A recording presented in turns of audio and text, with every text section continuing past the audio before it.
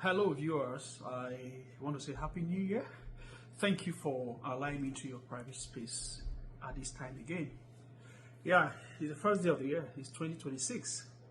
It is a year and it is new. But the truth is that nothing will actually be new about the year if our perspectives are not new, if our ideas are not new, if our approach to the year is not new. It will only be a transition from one day to another. As you can see, yesterday the sun did rise and the sun also did set, just like today. So what actually differentiates the 2 days in your mindset may just be calendar alone, if nothing new you are bringing on board. So I know typically in a new year we would have written a catalog of resolutions. And that long list of resolution, more often than none, perhaps for those who maybe engage in prayer in the beginning of the year, maybe after those period of prayers, maybe 7 days, 14 days, 21 days of fasting and prayer, by the time you are moving into the second week of February, you perhaps have even forgotten about those resolutions. You don't really necessarily have to have a long list of resolutions. You could just have one resolution. Maybe this year say, my resolution is truth. I want to be true to myself. That is just being true to yourself in all that you do. It could be that, oh, if I need to eat, it's because I'm hungry, not because food is available. I want to be true to myself to the point that if I need to use the phone, it's because I need the food, not necessarily because it is what is raining or because people are using it. Just being true to myself. In all that I do, I want to be true to myself. You can say, okay, I want to be responsible. That's responsibility. No, if anything happens to me, I'm sure that I'm the one who was responsible for it. You could just have one resolution, as the case may be. You don't really necessarily have to have a long catalog of, okay, this year I will not go to this place, this year I will not do this year I will, before you know what's happening, because those resolutions are not founded on principles, you find yourself either forgetting about them or all of it, or overall you are just going back on them. So you could actually have a single resolution and say, this year, this is what I intend to do. And that brings me to the idea of the fact that you need to, approach the year differently. People say you can't do the same thing and expect different results. And slightly I can modify that, because you can actually do the same thing and get different results if you do them differently. So if you have done some things last year and you want something maybe better results or different results, you can actually do the same thing and do it differently. Say for example, you have a business that's thriving, it did well for you last year, and you want to have greater productivity this year. You don't have to close the business or change the line of business. You could just do the business maybe in a different way. So you approaching the year, you approaching the new year, you living in the new year with greater vigor, with new foresight and energy, you could actually get something much more different and better from the new year. And in so doing, your mindset is important, because one of the things you need to do to make the year a better one is to be able to influence what happens within you and around you. Because the mind is a battlefield, and if you can't win the battle in the battlefield of your mind, there's little you can do about that which is around you, and perhaps that which is not even around you, that which is far from you. So you need to first win the battle in the battlefield of your mind, because the things you have not within you been able to win, you have not been able to do justice to, there's little you can do about the things, but then they begin to manifest. So you need to discover yourself. You need to, win the battle in the battlefield of your mind. So you need to be true to yourself. You need to accept what you are. You need to aspire to be what you want to be, but not denying what you are, because it is in doing so that you have the right energy to aspire to be what you want to be. You can't live in self-denial in 2026. So what is my prescription? Therefore, I will use the acronym PPE. PPE, that's commonly what people call personal protective equipment. But if this becomes your personal protective equipment, good and fine, but it's not personal protective equipment. It is actually plan, pray, and execute. You need to plan like everything depends on it. Remember that God has given you the ability over the things that happen in your life.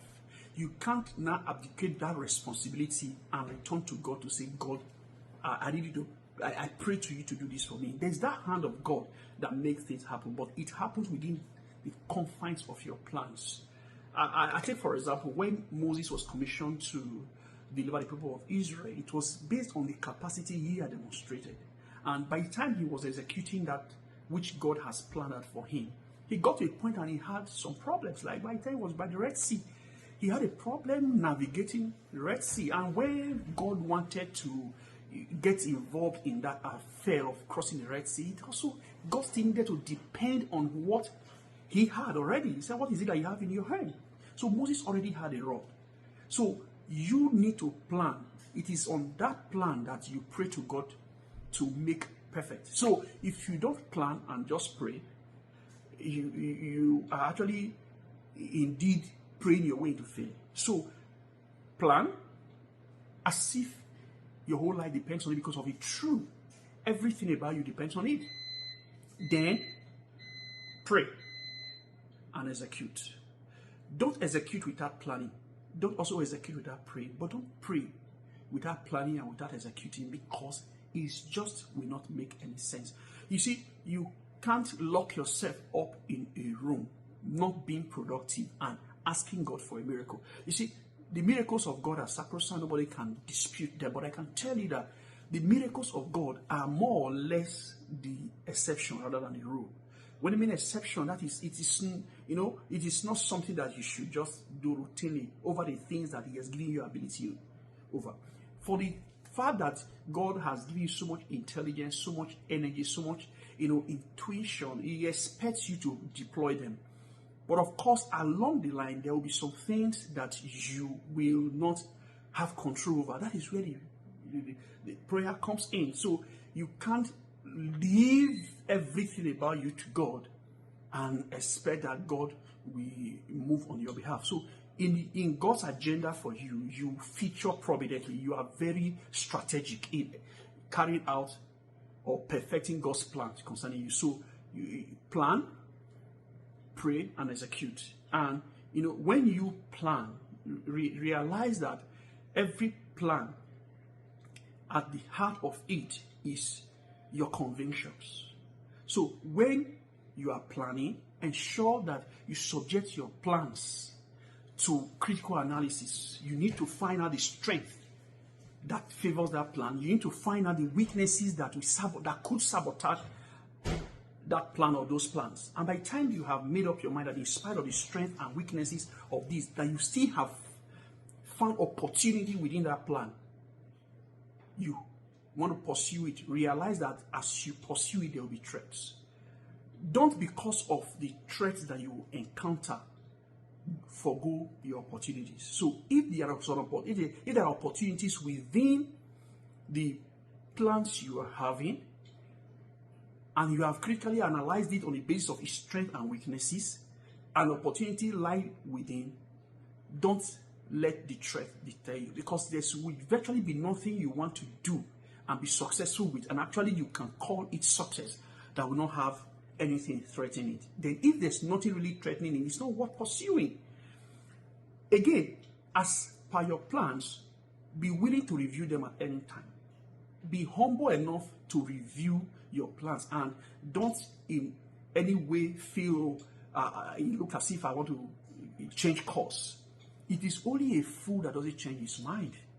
If you are on a course and you discover that you now have superior opinions, superior arguments, you now have newer convictions, facts that are empirical and showing you that this is not working, there's nothing wrong in reviewing your plans.